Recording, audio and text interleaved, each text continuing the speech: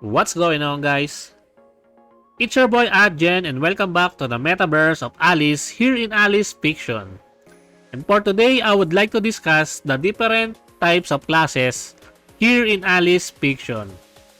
So let us take a look at the units. Oh wait, this is the guild. Wrong button. Wrong one.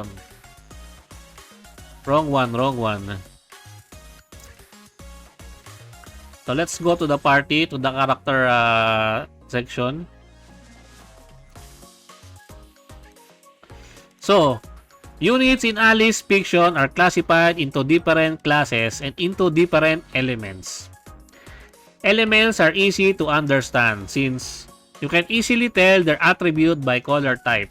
The elements can be found here in the lower portion of their character frame. Fire is red, this one. Earth is brown, this one. Wood is green, this one. And then water is blue, this one. Light is yellow, this one. And then dark is purple. Do I have a dark unit? Yeah, this one, purple. Fire is strong against wood. Wood is strong against earth. Earth is strong against water. And water is strong against fire. And then we have light and dark units that are strong and weak against each other. And that's all for the element typing now. Let's talk about the main topic of this video, which is the different classes. Some people refer to it as roles since it's a pretty common term for team building. So in most gacha games that I played, classes or roles are classified into DPS units and support units. And to put it in simple term, but these two have different classes underneath them to further distinguish the units. In Alice Fiction, the DPS units are categorized into physical DPS and special DPS. Special DPS are something like a magical DPS. That is how I interpret it and that is how I understand it by playing this game. An example of a physical DPS is Lancelot. Where's my Lancelot? This one. You can see here, attack. Physical attack.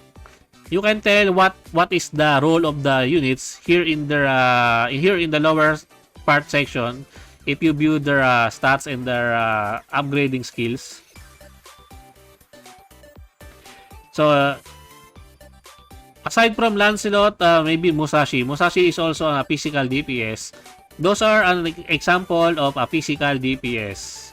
Now, an example of a special DPS is Cleopatra. This one. As you can see here, attack. Attack means this is a damaging unit. She is a DPS unit. And then here, her categorization is a special attack. As far as I know, and I've checked all the units and so far, I think Cleopatra is the only special DPS attacker in the game. I could be wrong though. Maybe you can correct me if I am wrong, but when I checked the units database, the only special attacker DPS that I saw is Cleopatra. So she is very unique. And she is also very pretty and pretty good. I may be doing some unit reviews about her in the upcoming future, but stay tuned for that one. For the support units, it has a wide variety of different classes. We have the buffers, the debuffers, healers, and the tanks. Buffers are your typical attack buffer units. They either buff your team's physical attack or special attack. There are also a unique type of buffer like Antoinette. Do I have Antoinette here? I do not have her. But we can see it here. This is Antoinette. This one, as you can see here, buffer physical attack. Antoinette grants you a buff that increases your burn damage.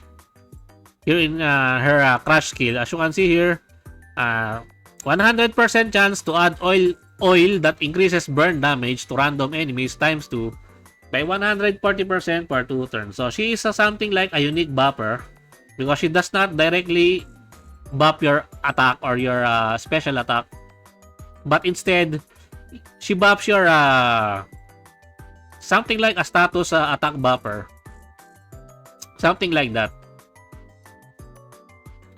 And then we have the debuffers. For debuffers, the most common are attack down debuffers and defense down debuffers. And then there's also the status inflictors.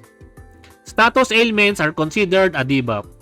So those units that can inflict status ailments falls into the category of a debuffer. Next, we have the healers or recovery units. Healers and recovery units are self-explanatory. For example, this one. Himeko. Recovery, although they varies from this one, some healers might be, I think all healers are special attack. Let us see Nightingale. I believe all recovery units or healers are all special attack. Yes, special attacks. I don't know if there is a healer that physical attacker that I am aware of. Well, anyways, they are pretty much self-explanatory. They are the ones that helps your team survive longer, as they are the source of your team's HP sustain in battle. Without the healers, I think you will not last in a difficult content unless you are a whale that has an overpowered units fully maxed out. Healers are not just there for healing, but some healers can also cleanse debuffs from your teams, just like Asclepius. I don't have her, so let's take a look at her here. Asclepius, I think, yeah, this one, Asclepius. This is the one I'm talking about. A wood type recovery special attack. Remove all attack debuffs on weakened allies. So she's, and then here, remove all defense debuffs. Not only is she a healer, she is also a cleanser. Pretty good, right? She's pretty good.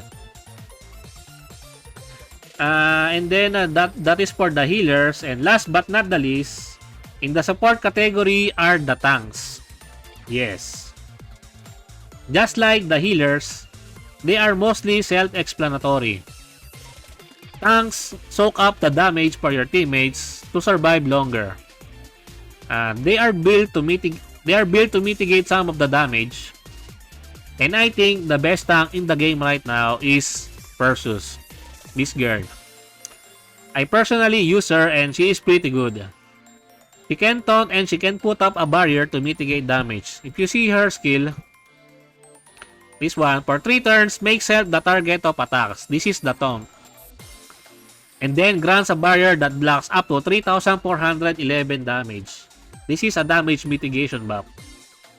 Pretty strong. That is why she's I saw some tier list that Perseus is at the top of the tier list, which is pretty good because I can vouch that Perseus is really good. She's really top tier. So to summarize it all, we have 6 different classes or roles in Alice Fiction. Namely, the physical DPS, the special DPS, the buffer, the debuffer, the healer, and the tanks. That are the different roles in Alice Fiction. Anyways, that's it for me for today, guys. I hope you enjoyed this video. Please leave a like and subscribe. I would really appreciate it if you could help me grow my channel more. And thank you to everyone who are supporting my channel.